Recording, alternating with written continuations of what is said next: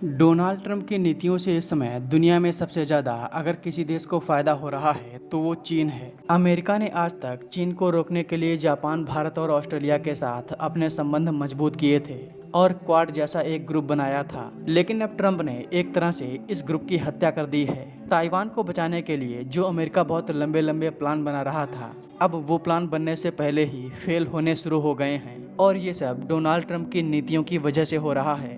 एक तरह से ये भी कह सकते हैं कि डोनाल्ड ट्रंप ने अमेरिका की विदेश नीति को कई साल पीछे ढकेल दिया है। पूरा मामला क्या है, चलिए आपको विस्तार में बताते हैं। डोनाल्ड ट्रंप जब से राष्ट्रपति बने हैं तब से ये दुनिया के तमाम देशों पर टैरिफ लगा रहे हैं, चाहे वो देश मित्र हैं या शत्रु। ट्रंप किसी भी देश को नहीं छोड़ रहे।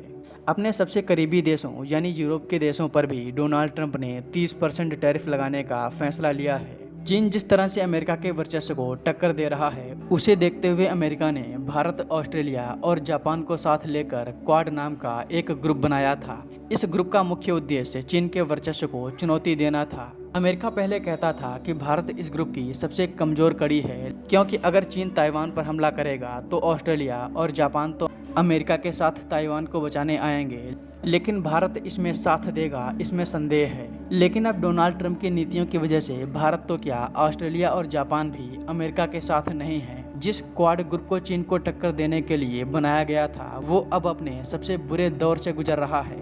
अगर इस समय चीन ताइवान पर हमला करता है तो ताइवान को बचाने शायद ही कोई देश आएगा। हाल ही में अमेरिका ने जापान और ऑस्ट्रेलिया से पूछा था कि यदि चीन ताइवान पर हमला करता है तो आपकी भूमिका क्या होगी। इस पर ऑस्ट्रेलिया ने साफ कह दिया कि वह अभी यह नहीं कह सकता कि अगर ताइवान को लेकर जंग होती है तो वह अमेरिका के साथ होगा या नहीं। वहीं जापान ने अमेरिका के इस सवाल पर कोई प्रतिक्रिया ही नहीं दी। ऐसे में अगर चीन ताइवान पर हमला करेगा तो ट्रंप की नीतियों को देखकर ऐसा नहीं लगता कि वो अकेले ताइवान को बचाने के लिए चीन से भिड़ेंगे। ऐसे में ताइवान को कब्जाना चीन के लिए बहुत आसान होगा। लेकिन अब सवाल ये कि आखिर डोनाल्ड ट्रंप के कौन से ऐसे एक्शन हैं जिनसे जापान और ऑस्ट्रेलिया नाराज हैं। इसका जवाब है टैरिफ।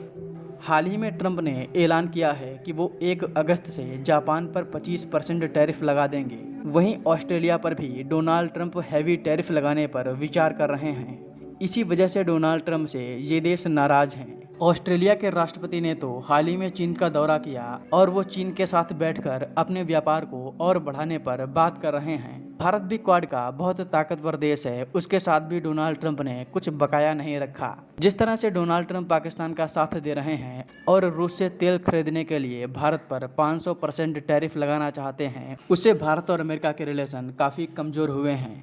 अब आप समझ सकते हैं कि ट्रंप ने किस तरह से क्वाड ग्रुप की हत्या कर दी है।